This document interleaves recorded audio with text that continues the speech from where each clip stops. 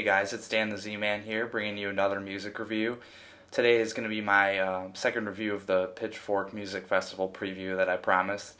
And the album I'm reviewing is Kurt Weill's Smoke Ring for My Halo. And he has an early set during the festival Sunday around 2 something, I believe. Maybe a little later on, 3, something like that. Anyway, I just bought this record in Chicago a few weeks ago, and I've been listening to it.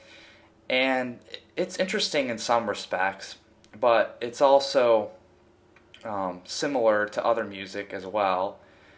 The first track I led you in with, Baby's Arms, is kind of one of the more varied tracks, and it's very kind of creepy sounding music. It's almost like you're in some old kind of hospital or something like that, just a little bloopy kind of noises in the background. Kind of gives it this creepy feeling, but Kurt's vocals are very warm throughout the album, so he kind of brings a more human element to some of the music that's a little more robotic sounding.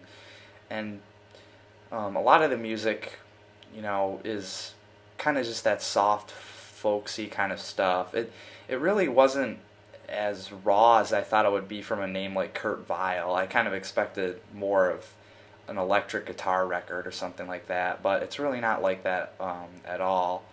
And some of the best songs on this record are kind of the more brighter, acoustic-y sounding numbers.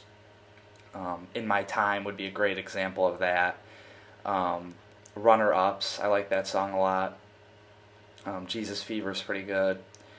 But to let you guys kind of know what I'm saying with the kind of more upbeat folk, I'm going to let you guys listen to In My Time right now. Then again, man, I want no much of nothing anyway. 2 words, one on each shoulder. I'm trying to tell, we're pulling over on the shoulder. Ain't driving, I know when I get older. Welcome back, guys. Hope you like that one. Kind of more on Kurt's vocal style. It's really interesting in how it seems to draw from several inspirations, at least from what I'm hearing. Maybe there's better comparisons to this, but he does kind of have a little bit of that, countryish sound in a little bit of way. It's not really like southern, but it kind of has that drawl to it in some spots.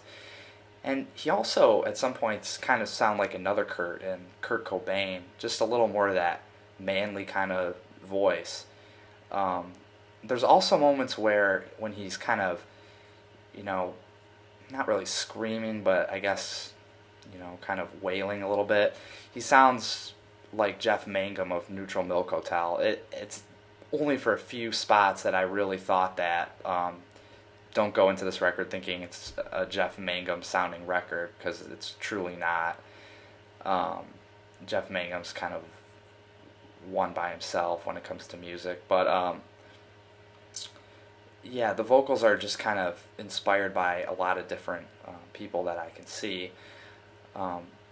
One really valid complaint that I think I have here with this record is that, like I was saying, most of the songs sound the same, and while the good ones work, there's some that are just really repetitive.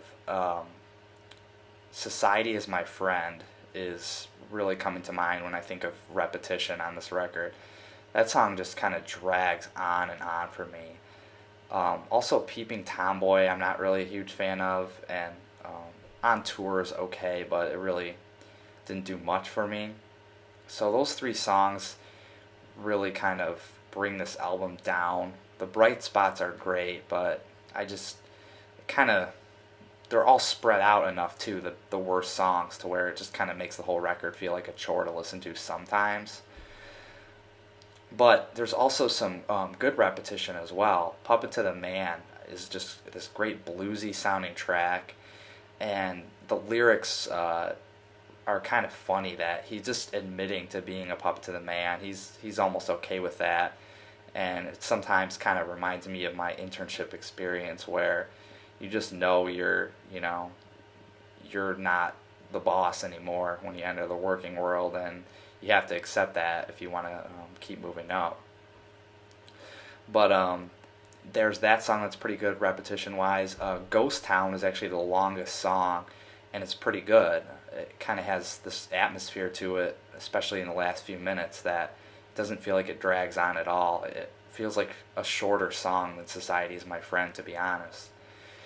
But overall, I'd still say I like this record enough to recommend it. It was close between a 6 and a 7, but the last few days I've been listening to it a little bit more, and the stronger tracks make it worth a 7 out of 10, I would say. So I'll definitely be checking Kurt out at Pitchfork, and hopefully I'll be bringing you a music review of the next band I'm seeing, which I'll keep it a secret until I review it. So have a great one, guys.